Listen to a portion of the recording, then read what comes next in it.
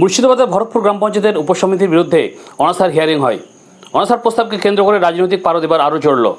দলমত নির্বিশেষে পঞ্চায়েতের যে 13 জন নির্বাচিত সদস্য বর্তমান উপসমিতির বিরুদ্ধে অনাস্থার আবেদন জমা দিয়েছিলেন, সেই সূত্র ধরে আজ আরও এক ধাপ গুরুত্বপূর্ণ পদক্ষেপ গ্রহণ করা হলো। পূর্বে সেই আবেদনের ভিত্তিতে আজ ভরতপুর এক পঞ্চায়েত সমিতির কমিউনিটি হলে সংশ্লিষ্ট সদস্যদের একটি বিশেষ হিয়ারিং বা শুনানির জন্য ডাকা হয়। এই শুনানিতে মূল স্বাক্ষরকারী 13 জন পঞ্চায়েত সদস্যদের মধ্যে একজন সদস্য শারীরিক অসুস্থতার কারণে অনুপস্থিত ছিলেন। ফলে আজকের এই শুনানিতে শেষ পর্যন্ত 10 জন পঞ্চায়েত সদস্য এবং 2 জন পঞ্চায়েত সমিতির সদস্য সহ মোট 12 জন সদস্য উপস্থিত থেকে তাদের নিজস্ব বক্তব্য পেশ করেন। উল্লেখ্য, এর আগে the West Bengal panchayat constitution rule 1975 22-4 ধারা মেনে শিক্ষা, স্বাস্থ্য, কৃষি, পরিকাঠামো সহ মোট 4টি গুরুত্বপূর্ণ উপসমিতির বিরুদ্ধে ক্ষোভ উগ্রদের বিডিওর কাছে লিখিত আবেদন জমা দিয়েছিলেন সদস্যরা। দলীয় স্বার্থে ঊর্ধ্বে উঠে গ্রামীণ উন্নয়নের লক্ষ্যে সদস্যদের এই জোটবদ্ধ অবস্থান এবং আজকের এই হিয়ারিংকে কেন্দ্র করে বর্তমান সমগ্র ভরতপুর ব্লক জুড়ে তীব্র রাজনৈতিক আলোড়ন ও গুঞ্জন চরম পর্যায়ে। ভরতপুর যে গ্রাম পঞ্চায়েত উপসমিতি সেটা ভাঙার জন্য আপনারা অবস্থান নিয়ে এসেছিলেন। আজকে কি জন্য আপনাদের ডেকেছিলেন? আজকে পঞ্চায়েতে ব্লক অফিসে আমাদের হিয়ারিং ছিল। আচ্ছা, হিয়ারিং ছিল। কতজন হাজির ছিলেন? আমরা 1/3+ ছিলাম। 1/3+ ছিলেন। অনুপস্থিত কেউ ছিল না, অনুপস্থিত ছিল না। কেন এই অনাস্থা প্রস্তাবে আপনারা সামিল হলেন সবাই? এই লুটের রাজের বিরুদ্ধে লুটপাট। লুট? কী রকম লুট? আরে ভাই, ভরতপুর গ্রাম পঞ্চায়েত এলাকা আমি জান না, রাস্তা ঘাট, লাইট, ড্রেন শুনতে পাবেন, দেখতে পাবেন না। দেখতে পাবেন না? হ্যাঁ, এটা তো আপনাদের তো প্রমাণ দিতে হবে। কি প্রমাণ দেবো? আপনি যান, একটা ড্রেন পরিষ্কার করে দেখান, একটা ড্রেন দেখান, একটা রাস্তার অবস্থা দেখান, একটা লাইট জ্বলে নাকি দেখেন, একটা জলের প্রকল্প চালু আছে নাকি দেখেন।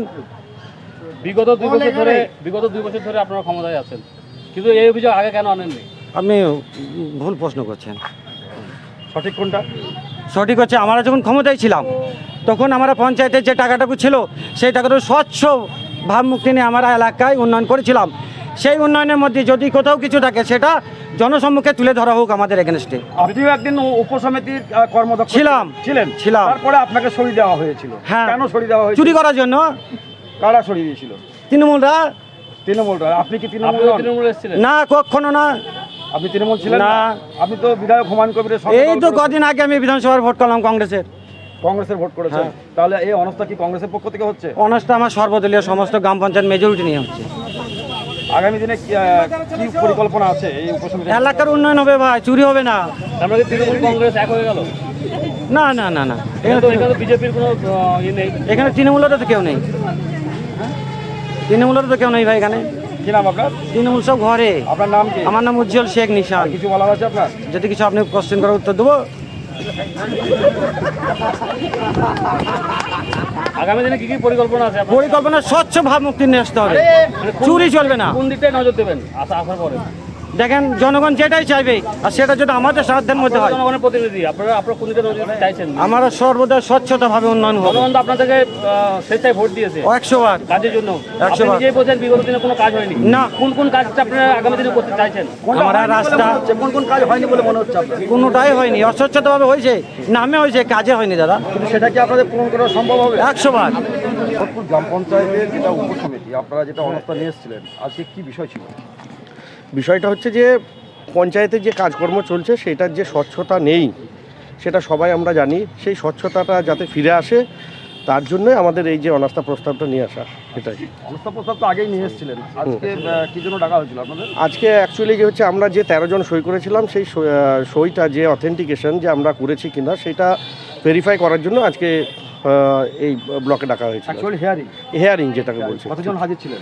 আমরা 13 জন, আমাদের 13 জন সদস্য আমরা সই করেছিলাম। আমাদের উপপ্রধান উনি গুরুতর অসুস্থ থাকায় ওনার কেমো চলছে কলকাতায়, উনি আসতে পারেননি। বাকি 12 জন সদস্য আমরা উপস্থিত হয়েছিলাম। আপনাদের গ্রাম পঞ্চায়েতের কতজন উপস্থিত ছিলেন এবং পঞ্চায়েত সমিতির যারা প্রতিনিধি তাদের কতজন ছিলেন? আমাদের গ্রাম পঞ্চায়েতে মোট 11 জনের মধ্যে একজন তো নেই, যার জন্য 10 জন হচ্ছে। আর আমাদের পঞ্চায়েত সমিতি আমরা 2 জন ছিলাম। তো এই যে উপসমিতির বিরুদ্ধে আপনারা অভিযোগ নিয়ে আসছেন, আগামী দিনে যদি আপনারা এই উপসমিতি ভেঙে যদি আপনারা এই দায়িত্বে আসেন, মানুষের কি কাজ বা কি উপকার করবেন বলে মনে হচ্ছে? দেখুন, সবটাই হচ্ছে যে কি করব না করব সেটা আগে থেকে বলা বা এ করা সেটা ঠিক নয়। যেটা হচ্ছে যে আজকের যে কাজগুলো হচ্ছে বা বিগত যে কাজগুলো এরা করে এসেছে যে অস্বচ্ছতার সাথে কাজগুলো করে এসেছে, যে অন্যায়ভাবে যে কাজগুলো করে এসেছে, আমরা আগামী দিনে চেষ্টা করব সেরকম অন্যায় যেন আমাদের দ্বারা না হয়। স্বচ্ছতার সাথে পঞ্চায়েত যাতে পঞ্চায়েত ব্যবস্থা অনুসারে, সরকারি অনুসারে যেভাবে চলা সেইভাবে যাতে চলে, সেই চেষ্টাই আমরা করব। এবং তার জন্য আপনারা অভিযোগ করছেন যে অস্বচ্ছতাভাবে চলেছে, দুর্নীতির সঙ্গে চলেছে, এতদিন প্রতিবাদ করেননি কেন? প্রতিবাদ আমরা প্রথম থেকেই করে আসছিলাম, আমাদের সময় হচ্ছিল না, সুযোগ সেরকম হয়ে ওঠেনি। এখন সুযোগ হয়েছে, যার জন্য আমরা এটা এখন করতে সাহস করি। মানে কোন সুযোগের কথা বলছেন? সুযোগ বলতে কি আমাদের আমরা এখন কি সুযোগের কথাটা বলছেন? রাজ্য ক্ষমতা নয়, আমরা এখানে যারা আছি তারা কিন্তু আমরা কোনো একটা দল থেকে জিতে এসেছি সেরকম নয়, আমরা সর্বদলীয়ভাবেই আছি। কেউ কংগ্রেস বা কেউ তৃণমূল বা এ থেকে এসছে, সুতরাং আমরা এরকম যে রাজ্যে ক্ষমতা চলে গেছে তার জন্য নয়, আমরা কিন্তু সর্বদলীয়ভাবে সবাই আমরা একনিষ্ঠভাবে যাতে কাজটা ঠিকঠাক হয় পঞ্চায়েতে, তার জন্য একত্রিত হয়ে আমরা এই কাজ করেছি। এলাকার মানুষ কিন্তু এখনো ধন্দে আছে যে কাদের পক্ষ থেকে এই অনাস্থা প্রস্তাব নিয়ে আসছে, কোন দলের পক্ষ থেকে?